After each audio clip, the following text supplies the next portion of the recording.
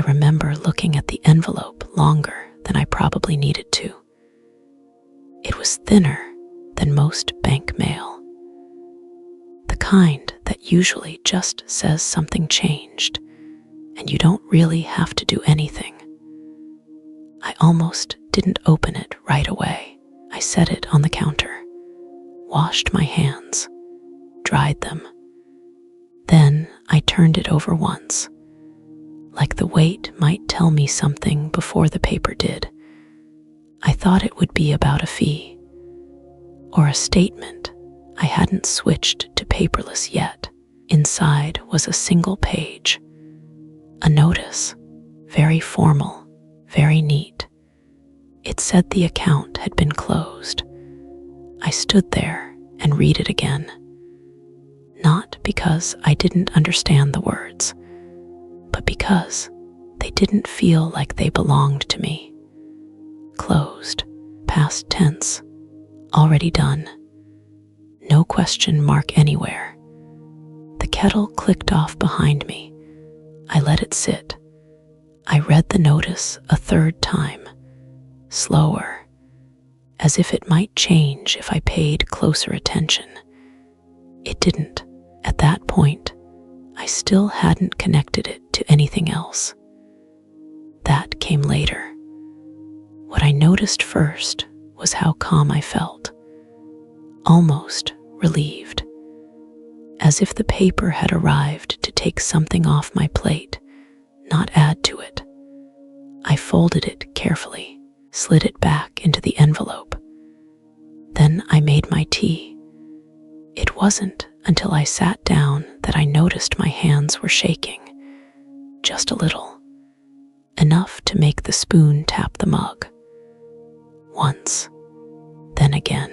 I remember thinking how strange it was to be surprised by my own body. The loan itself hadn't felt dramatic when it happened.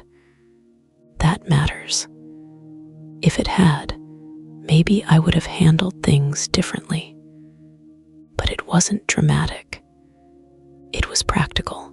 He needed help with a move, short notice, deposits, truck rental, overlap on rent. He explained it standing in my kitchen, keys still in his hand, jacket half-zipped, like he might leave mid-sentence. I remember nodding as he talked. That part stays with me. Not because I disagreed, but because I didn't interrupt. I didn't ask for details. I didn't slow it down. I nodded along as if this was something we'd already agreed on. The amount landed between us quietly, $4,750. Not rounded, not casual, exact. He said it once, then kept talking, already moving on to how he'd pay it back. A few months, maybe less. Once things settled, my daughter stood near the doorway. She didn't say much. She smiled at me, the way she used to when she was younger and wanted something but didn't want to ask directly. It wasn't a guilty smile, just hopeful, or maybe that's what I called it at the time. I told them yes. I didn't say loan. I didn't say terms. I said, that's fine. We can do that. I transferred the money the next morning. I checked the numbers twice, then a third time after I hit confirm. I told myself that was just being careful. I'd raised a child. I'd paid bills. I wasn't reckless. This was temporary. This was family. He texted a thank you, one sentence, proper punctuation. My daughter sent a heart emoji. After that, life went on the way it usually does. Work, groceries, a dentist appointment I'd been putting off.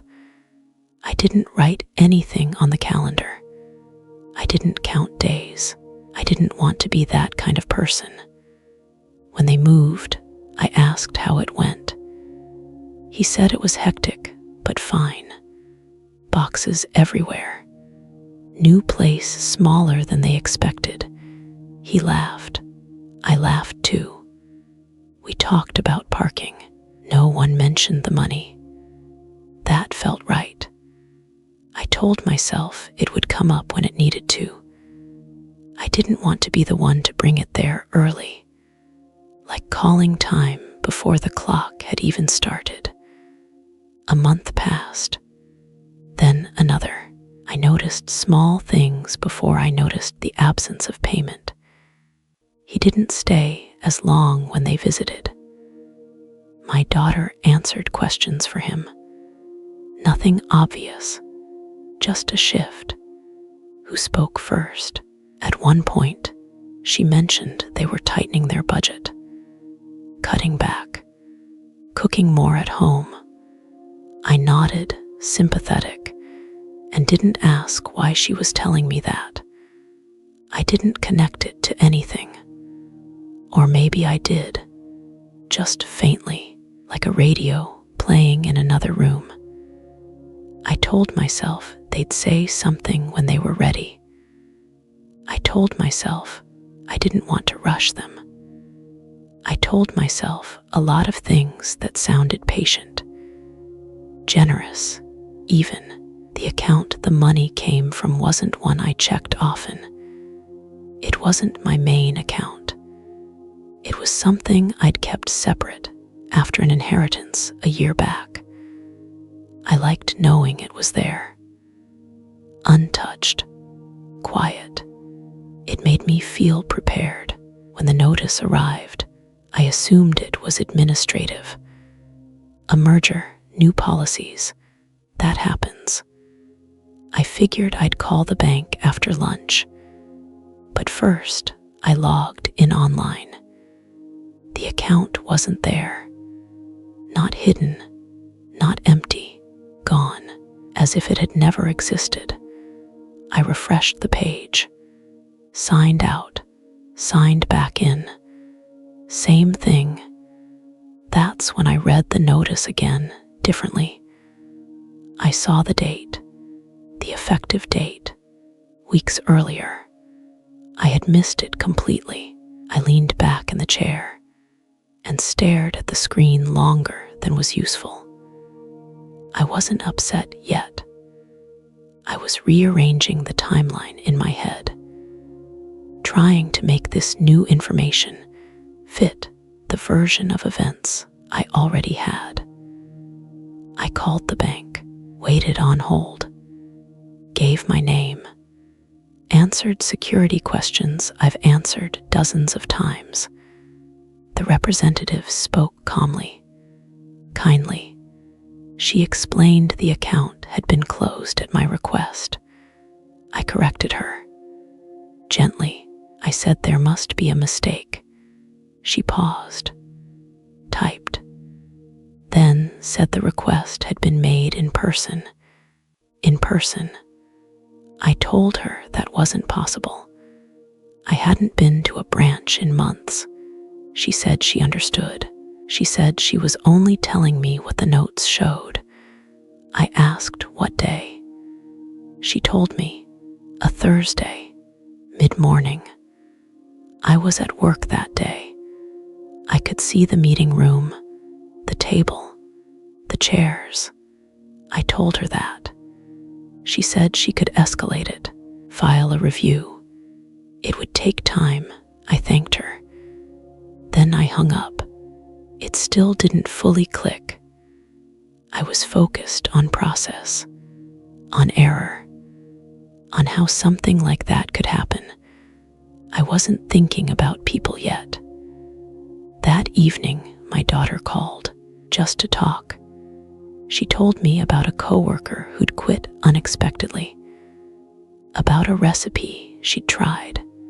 I listened. I asked questions. I didn't mention the notice. At one point, she said, things are finally settling down.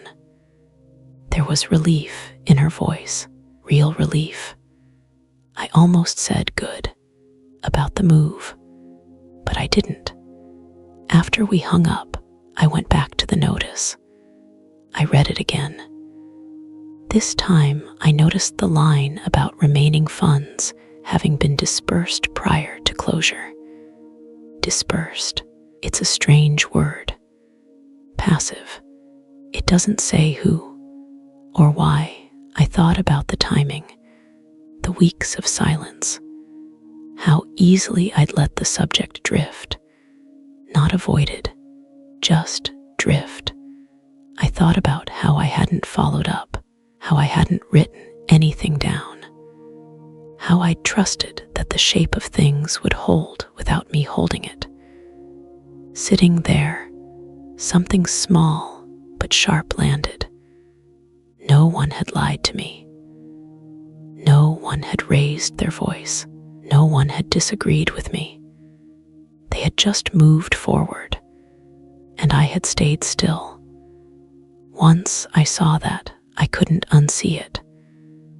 After that night, I stopped thinking of it as a mistake. Not immediately, but the word stopped fitting. Mistakes have edges.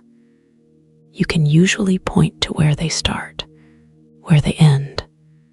This didn't feel like that.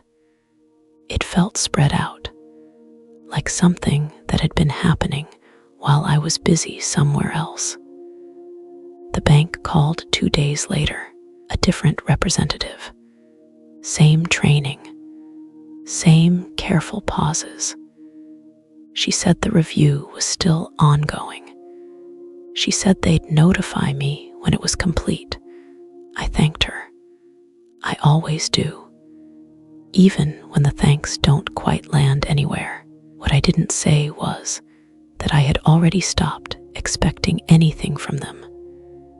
Instead, I started noticing smaller things. Patterns. Who reached out first? Who didn't? How often my daughter's name lit up my phone compared to how often I dialed hers. We had dinner together the following weekend. I suggested it. Said I had extra groceries. Didn't feel like cooking for just myself. That part was true. It was also easier than asking directly. They arrived 10 minutes late, not unusual. He apologized, blaming traffic. He always blamed traffic. I said it was fine, and it was. I wasn't keeping score at that level. During dinner, he talked about work. A new project, longer hours, more responsibility. He kept his tone light, but I could hear the pride underneath it. My daughter listened with the same half smile she'd worn months earlier. Supportive, quiet. I asked a few questions. He answered them. Nothing felt tense. If anything, it felt smoother than before. Like everyone had agreed, without saying so, to keep the surface clean. At one point, my daughter mentioned how expensive the move had ended up being. She said it while clearing plates, not as a complaint, just a fact. I nodded, said moves always are. There was a pause, just a second too long. He looked at her.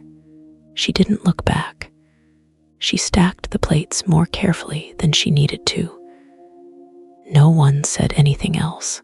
After that, I noticed myself choosing words more carefully. Not out of fear, more like caution. I didn't want to disturb whatever balance had settled in. I didn't want to be the one to tip it. That surprised me. I'd always thought of myself as direct when it mattered. Driving home later, I tried to remember the last time we talked openly about money.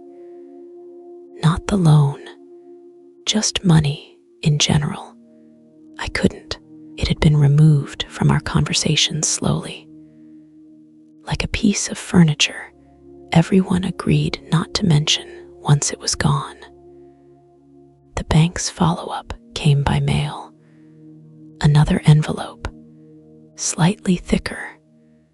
I left it on the counter for a full day, told myself I was busy. I wasn't. The letter said they couldn't reverse the closure.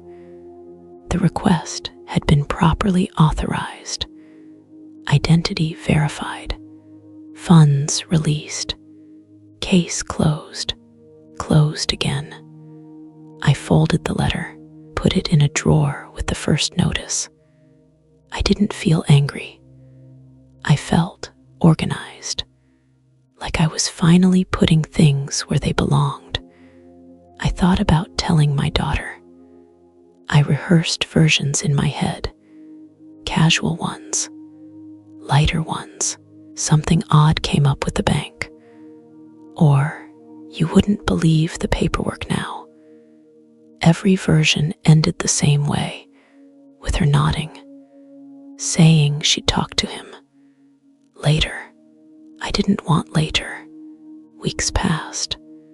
Then another dinner. Then a phone call canceled because they were tired. Another rescheduled. Nothing dramatic, just space. Distance measured in days, not arguments. I noticed I stopped offering help. Not deliberately. I just didn't anymore. When she mentioned needing a babysitter someday, I said, "Let me know," instead of, "I can." When she talked about a vacation they were planning, I smiled and asked where, not how. It didn't feel like punishment. It didn't feel like pulling away. It felt like recalibration. One afternoon, I ran into a neighbor at the grocery store. We talked by the produce. She asked how my daughter was doing. I said she was good. Settled. The word surprised me as it left my mouth. Settled can mean comfortable. It can also mean finished. On the drive home, I said it again, quietly. Settled. The bank called one final time to confirm the case was closed. I thanked them. Again, after I hung up, I held the phone longer than necessary. I realized I hadn't once asked who had gone into the branch, whose signature they'd compared, whose ID they'd checked. I already knew. What I was still trying to understand was why that knowledge hadn't arrived with heat, or shock, or anything sharp. It came calmly, like a light turning on in a room I'd already been standing in. There was a moment, small, almost nothing, when I realized I'd been waiting for permission to feel wronged, waiting for something obvious enough to justify a response, a raised voice, a refusal, a confrontation. None of that was coming. Instead, decisions had been made elsewhere, quietly, efficiently, with the assumption that I would adjust. And I had. That part was harder to look at than anything else. Not what they did, but how easily I'd stepped aside, how I'd dressed my silence up as patience, how I'd called discomfort generosity. The next time my daughter called, I let it ring twice before answering. Not to make a point, just to notice the space. She asked how I was. I said I was fine.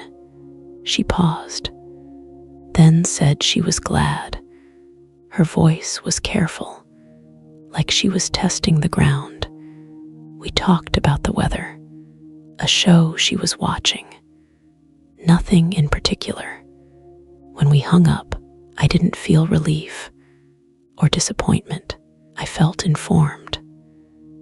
Later that evening, I opened the drawer again, took out both letters, set them side by side on the table. I read them slowly, not for what they said, but for what they assumed about me, that I would accept the outcome, that I would move on, that I wouldn't ask for more. For the first time since the envelope arrived, I noticed something underneath the calm. Not anger, not sadness, just clarity. And it was still settling. I didn't put the letters back in the drawer that night. I left them on the table, neatly stacked, like they were waiting for something else. In the morning, I added a third page, a printout of my account history from before the closure, not because it would change anything, just because I wanted the record to exist in the same place as the result. There's a difference between knowing something and placing it where you can see it. Later that week, I went to the bank branch in person. I didn't tell anyone. I didn't rehearse what I'd say. I wore the same coat I always wear. I brought a book in case I had to wait. I did have to wait. 15 minutes, long enough to notice dust on the brochure stand. When my turn came, I asked for an explanation, not a reversal. I made that clear. The woman across from me nodded and pulled up the file. She angled the screen slightly, as if that helped. Most of it didn't mean much to me anyway. She explained the process. Verification, authorization, neutral words, professional. I appreciated that. At one point, she said the request had been made by someone listed as an authorized party. I asked when that had been added. She checked, then told me the date. Same week as the move. Same week I'd transferred the money. I remembered sitting at my kitchen table, phone in hand, approving it without hesitation. I asked how the authorization had been requested. She said it was done online, using credentials linked to my email. That surprised me more than anything else, not because it was impossible, but because I hadn't thought about how available I'd made myself. Passwords shared years ago for convenience. Devices logged into and never logged out of. She asked if I wanted to file a formal complaint. I said no. She asked if I wanted to remove any remaining authorizations on other accounts. I said yes. We did it together, slowly, one by one. No tension, no raised voices, just checkboxes, confirmations. When I left the branch, I felt lighter, but not relieved. Relief feels like an ending. This felt more like things lining up. That evening, my daughter called. I answered on the second ring again. She asked how my day had been. I told her I'd gone to the bank. There was a pause, longer than before. I didn't fill it. She asked why. I said I wanted to understand a few things. I kept my voice steady. I didn't accuse. I didn't explain more than that. She said, "Oh, then, did everything get sorted?" I said it was clear now. Another pause. I could hear her breathing, not upset, just paying attention. She said, "I'm sorry if there was any confusion." Confusion is a careful word. It doesn't point anywhere. It just floats. I said, "I'm not confused anymore." That was it. We talked a few more minutes about neutral things. She didn't ask questions. I didn't offer details. When we hung up, I noticed my hands weren't shaking. A few days later, I got an email from the bank confirming the changes. No surprises. No unfamiliar names. Just mine. I printed it, added it to the stack, then put everything into a folder and slid it onto a shelf. Not hidden, just placed. There was no follow-up conversation, no explanation, no sudden plan to repay anything. The absence of those things told me enough. Time felt different after that. Not slower, not faster, just more deliberate. I stopped anticipating calls. I stopped filling in silences. When my daughter invited me over, I went. When she didn't, I didn't ask. At a family gathering a month later, he was polite, friendly. He talked about work again, about how busy things were, about plans. I listened. I didn't nod the way I used to. I didn't need to. At one point, he mentioned how helpful it had been having support during the move. He said it broadly, not looking at me. Gratitude without edges. I said, "I'm glad things worked out." And I meant it, not because everything was resolved, but because I wasn't waiting for resolution from them anymore. Driving home, I realized something else had shifted. I wasn't replaying conversations. I wasn't rewriting my responses. The story had settled into its shape, and I didn't feel the need to turn it over again. The money was gone. That was true. So was the assumption that access meant closeness.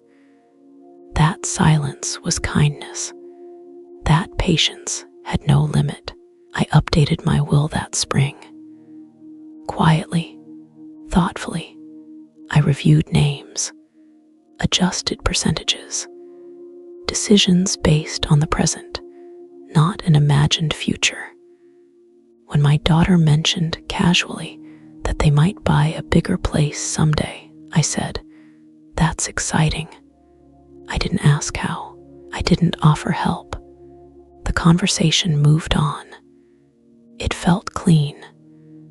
There was no moment where I announced a boundary.